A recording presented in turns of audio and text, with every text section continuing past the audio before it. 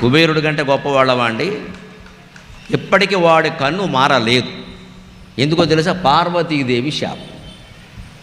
వాడు కుబేరుడుగా ఉండి తపస్సు చేసినప్పుడు శివపార్వతులు ప్రత్యక్షమైతే అమ్మవారు బాలా త్రిపుర సుందరి 70 ఏళ్ళ ఆవిడలాగా పింఛను పుచ్చుకోవలసిన అవసరం ఆవిడకి ఏం లేదు. ఇక్కడ నేను వృద్ధురాల్ని అంటుంది. ఇక్కడ బాలా త్రిపుర సుందరి. బాలా అంటే 16 ఏళ్ళు. శివుడు అలా ఉన్నాడు. ఈవిడ వచ్చి ఒయ్యారంగా ఆయన భుజం మీద చేసి, మరి వాళ్ళ ఆవిడ ఆయన భుజం మీద చేయకపోతే నీ భుజం మీద వేస్తున్నాడు. ఇక్కడ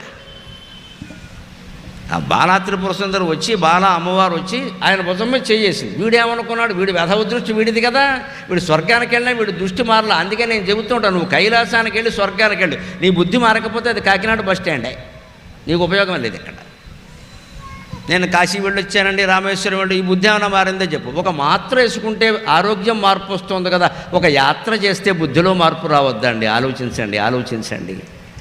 ఎన్ని యాత్రలు చేస్తున్నాం.